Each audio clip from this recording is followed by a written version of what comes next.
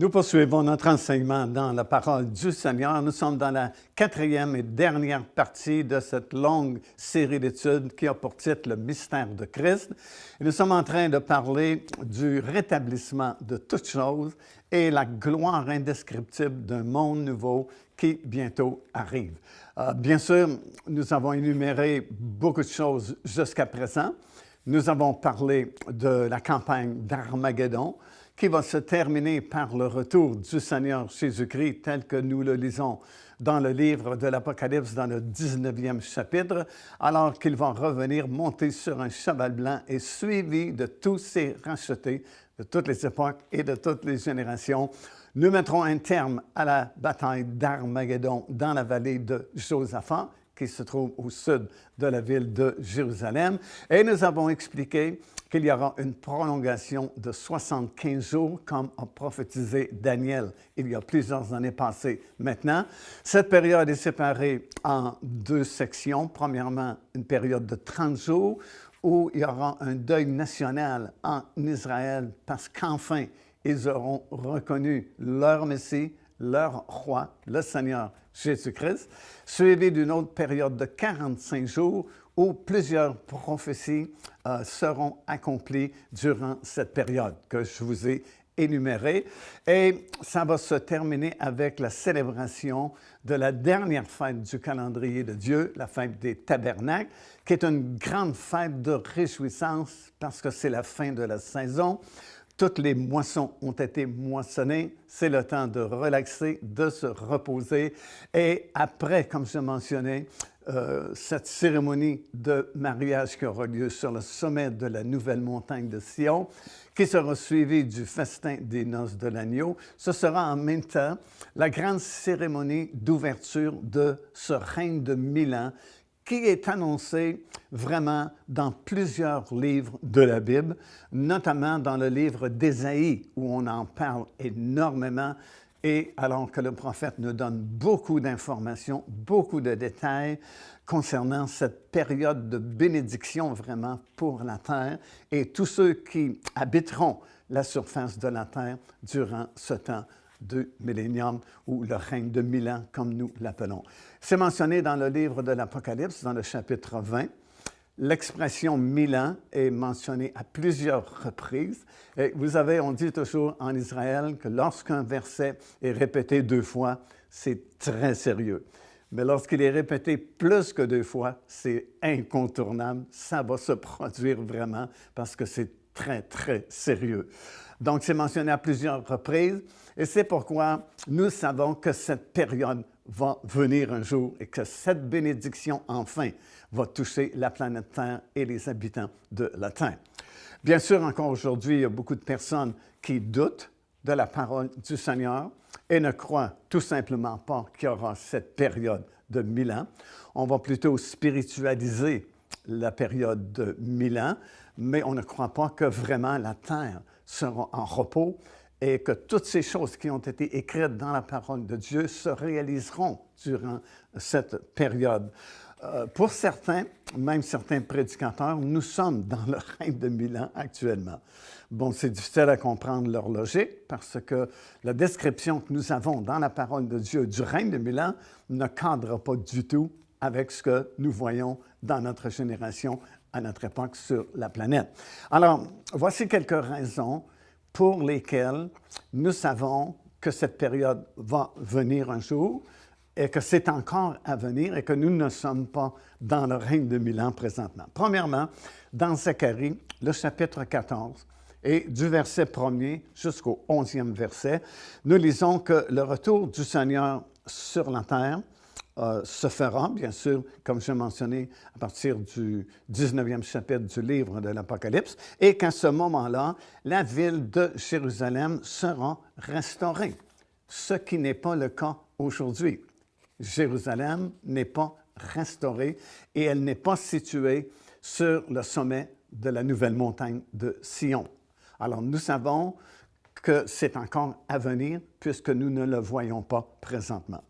Deuxièmement, dans le livre du prophète Ézéchiel, c'est dans le chapitre 40 et jusqu'au chapitre 47.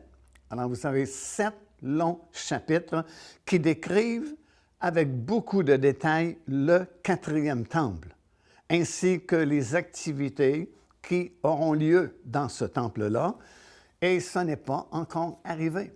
Il n'y a même pas encore la construction du troisième temple. Alors, nous savons que ce sont des choses à venir. Bien sûr, il y a eu 2 temples qui ont été construits sur l'esplanade du temple à Jérusalem.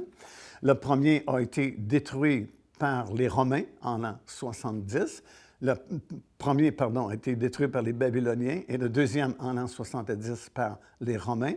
Durant la période des tribulations, il y aura un troisième temple qui sera construit, qui existera, puisque la Bible nous parle de sacrifices qui seront offerts durant cette période-là. Et ce troisième temple sera détruit à la fin des 7 années de tribulation, mais un quatrième doit exister. Troisièmement, dans Apocalypse chapitre 20, on annonce que durant le règne de 1000 ans, Satan sera lié dans l'abîme. Donc, conséquemment, il n'y aura plus d'épreuves, il n'y aura plus de tentation, ce qui n'est pas le cas aujourd'hui. Quatrièmement, dans Ésaïe chapitre 2, et le verset 4 affirme que durant le millénium, il n'y aura plus de guerre, il n'y aura plus d'armes sur la planète, ce qui n'est pas le cas, évidemment. Cinquièmement, toujours dans Ésaïe 11e chapitre, ça dit que durant le millénium, la droiture et la justice seront parfaites et ça n'existe pas encore aujourd'hui. Ésaïe chapitre 4 nous dit que tous les saints seront ressuscités et même sur les clochettes des chevaux, il sera écrit « Sainteté à l'Éternel ». Nous ne voyons pas cela encore aujourd'hui. Donc, c'est vraiment clair dans la parole de Dieu. Toutes ces prophéties sont encore à venir. Le règne de 1000 ans est encore à venir. Pourquoi est-ce nécessaire d'avoir cette période de transition entre la fin des 7 années de tribulation et le monde nouveau, la nouvelle terre, les nouveaux cieux et la nouvelle Jérusalem qui descendra du ciel sur la nouvelle terre? Pourquoi est-ce que c'est nécessaire vraiment d'avoir cette période de transition? Bien, voici quelques raisons que nous voyons dans la parole de Dieu pour lesquelles il est nécessaire d'avoir cette période de transition entre ces 2 événements. Premièrement, afin d'accomplir les nombreuses promesses qui ont été faites à Israël. Vous savez, de nos jours encore, il y a beaucoup d'antisémitisme dans le monde. Et même chez les chrétiens, on pense qu'Israël a été délogé, qu'il n'existe plus aux yeux de Dieu, que Dieu a rejeté son peuple. Mais vous les voyez tout au long de la Bible et vous les voyez durant les 7 années de tribulation et vous allez les voir jusque dans la Nouvelle Jérusalem. Alors, les promesses de Dieu sont éternelles. Il n'a pas changé d'idée. À cause de leur désobéissance et leur idolâtrie, ils ont beaucoup souffert et vont encore souffrir beaucoup avant que ce nouveau monde existe, mais ils ne sont jamais anéantis, ils ne disparaîtront jamais. Alors, il faut que cette période existe afin, justement, d'accomplir des nombreuses promesses qui ne sont pas encore réalisées en faveur d'Israël. Premièrement, la parole de Dieu nous promet que Dieu va tous les ramener dans leur pays, ce qui n'est pas encore le cas aujourd'hui. Deuxièmement, la parole du Seigneur promet qu'ils seront tous remplis du Saint-Esprit un jour. Il va les multiplier, dit Dieu. Il va leur permettre de posséder pleinement le territoire que Dieu avait promis à Abraham et à ses descendants.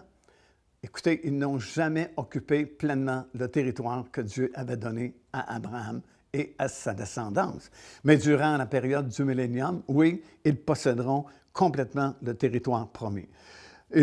La Bible promet de faire d'eux une nation principale durant la période du millénium, d'expérimenter une vie d'entre les morts, tout comme leur amoindrissement, comme il est écrit dans Romains chapitre 11, a été la richesse des païens. Combien plus est-il écrit, leur réintégration sera une vie d'entre les morts. Alors, à cause d'eux, il y aura une grande, grande bénédiction pour tout le monde qui vivra durant la période du millénium. Toutefois, l'alliance que Dieu, comme je l'ai mentionné, a faite avec eux, elle est éternelle et ils seront là jusqu'à la toute fin, jusqu'à la nouvelle Jérusalem qui descendra du ciel. Deuxièmement, cette période de transition est nécessaire afin de permettre à Israël d'assimiler parfaitement l'enseignement des ombres, figures et images que Dieu leur avait données avant de passer à l'étape finale du nouveau monde parfait qui suivra après le millénium. Bien, ça, nous en avons parlé quand même beaucoup au cours de cette étude, le mystère de Christ, comment Dieu avait donné à Israël ses ordonnances, sa loi, par l'entremise de Moïse, et ils s'attendaient à un service beaucoup mieux que ce qu'ils ont fait, parce que ça devait être une école pour les nations du monde afin de préparer le monde à la venue du Seigneur Jésus-Christ. Et évidemment, ils n'ont pas servi Dieu comme Dieu s'attendait d'être servi. Et durant le millénium, ils auront l'opportunité de le servir parfaitement, comme nous le verrons un peu plus loin. Deuxièmement, afin d'accomplir les promesses que Dieu a faites à Jésus-Christ lui-même. Dieu lui a promis qu'il serait manifesté dans sa gloire au milieu des nations, en récompense de son humiliation parmi les nations. Il y a plusieurs références bibliques que vous voyez à l'écran présentement qui confirment ce que je viens de dire. Une autre promesse qui a été faite à Jésus, c'est le trône de David. Nous lisons ça dans Luc chapitre 1, versets 31 à 33. Il est écrit que Dieu lui donnera le trône de David, son père. Alors, ça n'a jamais existé jusqu'à présent, mais ça existera durant le règne de 1000 ans, comme nous le lisons dans la parole de Dieu. Quatrièmement, afin de démontrer que l'humanisme n'est pas la solution et que ce n'est pas une question d'environnement seulement, mais plutôt une question de cœur. Puisque après avoir vécu pendant 1000 ans dans un monde idéal vraiment, où il n'y a pas d'épreuve, il n'y a pas de tentation, il n'y a pas de mal, dès que Satan sera relâché à la fin du règne de 1000 ans, il va rallier la majorité des habitants qui auront repeuplé la planète dans une dernière rébellion contre Christ lui-même et le royaume de Dieu.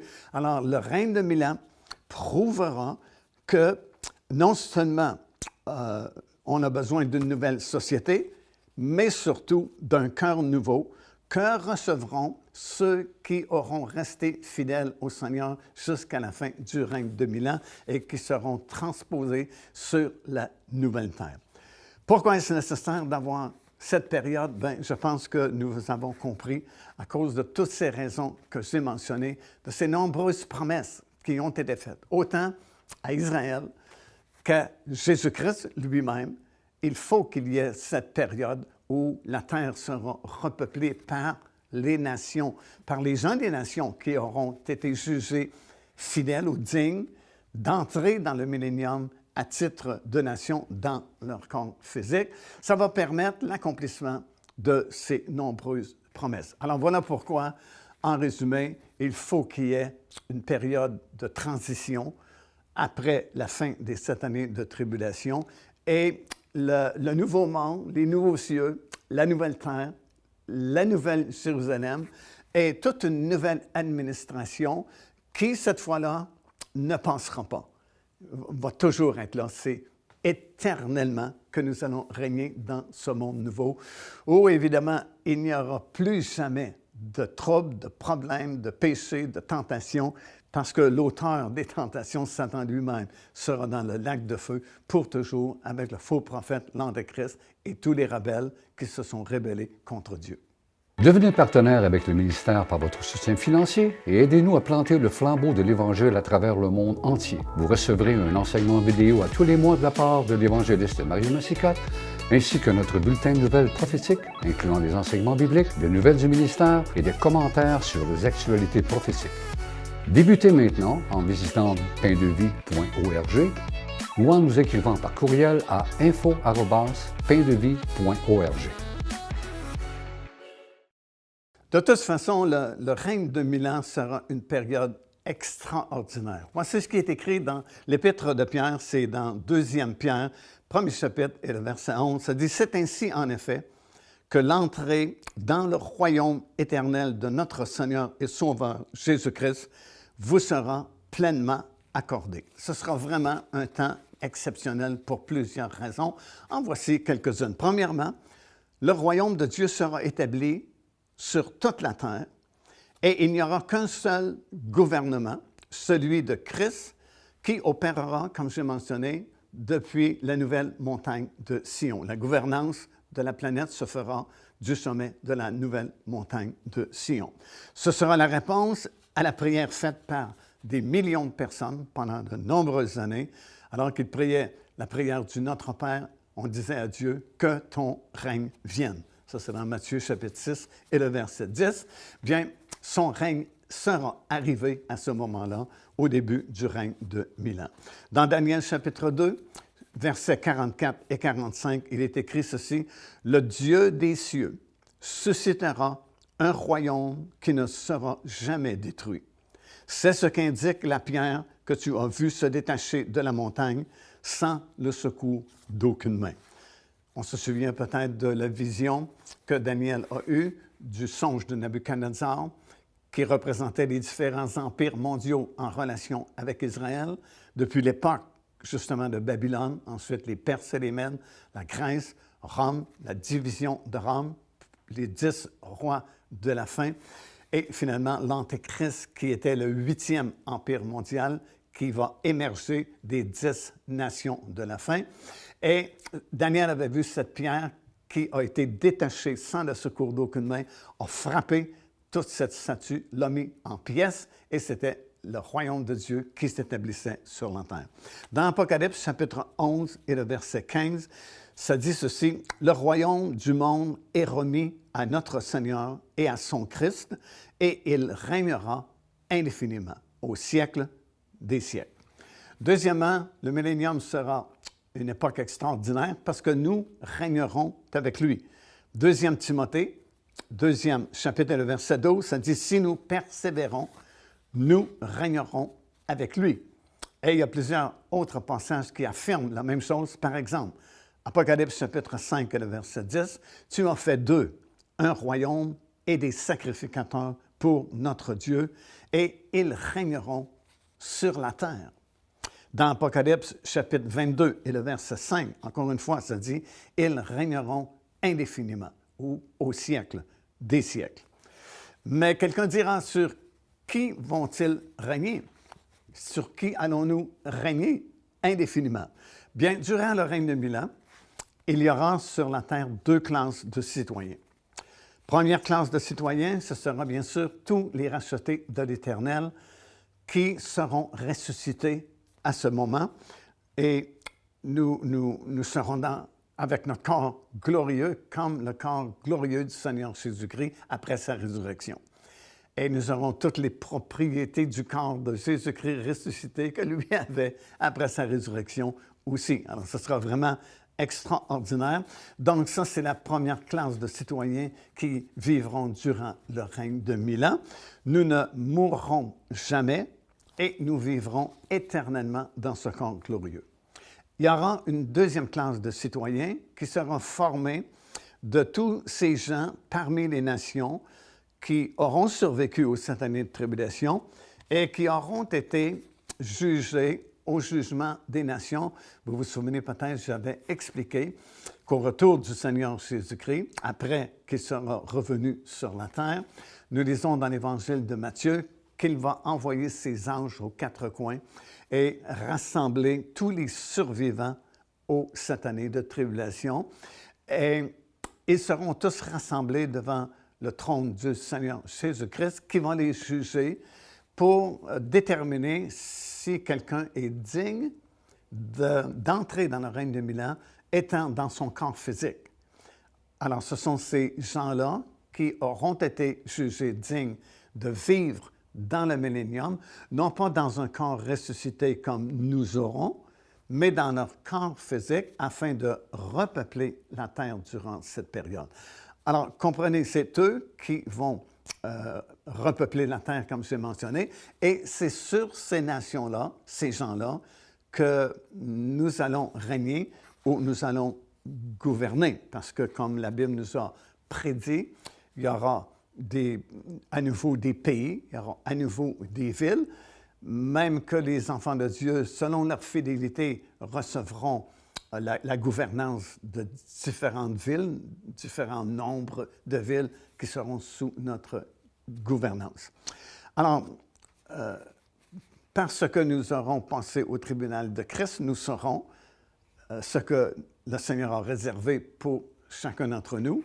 Et pendant cette longue période de 1000 ans, parce que 1000 ans quand même, c'est long, et il y aura très peu de personnes qui vont mourir. Les seules personnes qui vont mourir durant le règne de 1000 ans seront celles qui pécheront volontairement, comme je vais vous expliquer de façon plus détaillée un peu plus loin dans notre étude. Pourquoi est-ce que le péché existera encore? Bien, c'est qu'on n'est pas encore dans le monde parfait et nouveau qui va suivre la période du millénium. Et même si Satan et ses anges déchus sont liés dans le fond de l'abîme et ne peuvent plus tenter, la nature humaine déchue reste la nature humaine déchue. Et il y a une possibilité que certaines personnes commettront un péché durant le règne de 1000 ans, ceux qui sont parmi les nations, évidemment.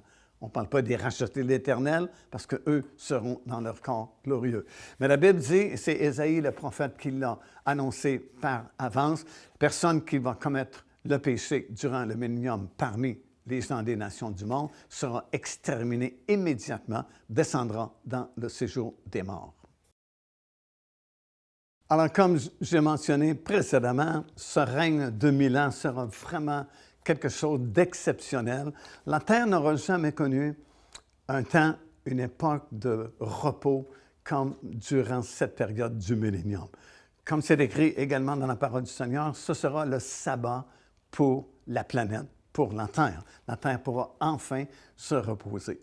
Spécialement de nos jours, alors que nous voyons cette Terre vraiment comme étouffée par la pollution et tout ce qu'on a fait subir à cette planète, bien, c'est comme une grande bénédiction de savoir que très bientôt, finalement, il y aura un temps de repos pour cette planète qui sera non pas changée totalement comme elle le sera à la fin du règne de 1000 ans, parce qu'à la fin du règne de 1000 ans, elle sera totalement rénovée par le feu, elle sera purifiée et ce sera comme une terre neuve, si vous voulez, pour débuter cette dernière phase du rétablissement de toutes choses, alors que les cieux eux-mêmes vont se dérouler comme un livre, la terre sera purifiée par le feu, et puis ce sera comme une nouvelle terre. Sur cette nouvelle terre descendra la nouvelle Jérusalem, et là, ce sera le monde parfait,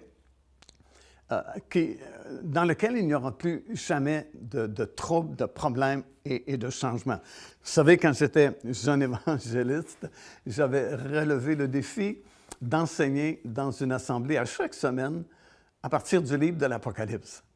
Et bien sûr, à cette époque-là, je ne connaissais pas tout ce que j'ai appris au fil des années. Et c'était vraiment un défi et je devais vraiment étudier très fort à chaque semaine pour savoir quoi dire et prier très fort aussi pour que je dise ce qui est écrit vraiment dans la parole du Seigneur.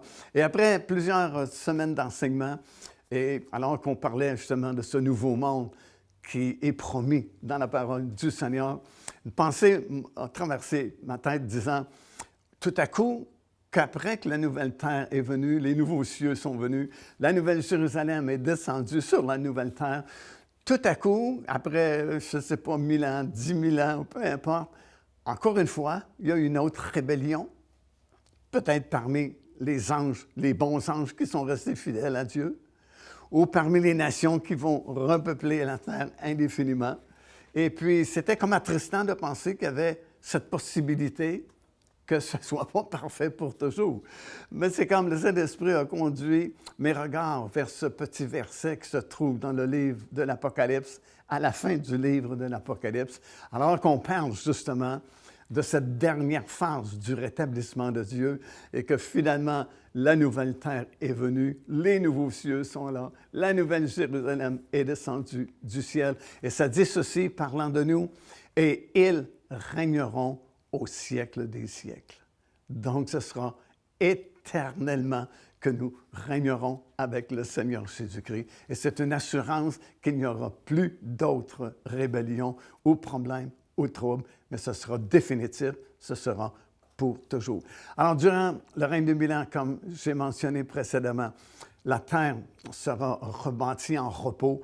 Il y aura à nouveau des pays. Il y a des pays qui sont mentionnés dans la Bible durant la période du règne de 1000 ans. On parle de l'Égypte, on parle d'Israël, on parle de l'Assyrie. Des villes seront reconstruites. Et comme j'ai mentionné, c'est même une promesse que nous avons dans le Nouveau Testament. C'est dans Luc, chapitre 18, les versets 17 à 20, alors que nous constatons qu'une des récompenses promises aux vainqueurs sera le gouvernement de ces nouvelles villes qui seront reconstruites durant le règne de 1000 ans. Ça dit dans ce passage-là, à l'un est donné le gouvernement de 10 villes, à un autre 5 villes, et ainsi de suite. Alors, c'est tellement réel, c'est tellement physique, littéral, le règne de 1000 ans, que des pays existeront, des villes existeront également, et ces deux classes de citoyens, comme j'ai mentionné, vivront pendant toute cette période du règne de 1000 ans. La distinction entre les deux groupes sera facile à faire parce que tous les rachetés de l'Éternel seront lumineux.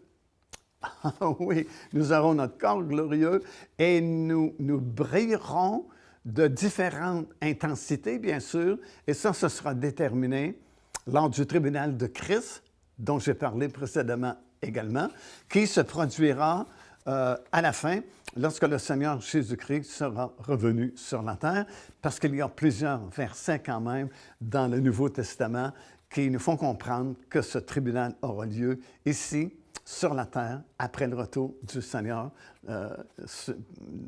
Jésus-Christ. Et chacun de nous recevrons nos récompenses, et une de ces récompenses, c'est l'intensité de luminosité que nous garderons indéfiniment pour toujours dans ce monde nouveau que Dieu va créer. Alors, ce sera facile de savoir qui fait partie des nations qui vont repeupler la terre et qui seront les rachetés de l'Éternel. Parce que, évidemment, nous serons dans notre corps glorieux, mais en plus, notre corps glorieux sera lumineux à différentes intensités selon la fidélité que nous avons présentement à le servir.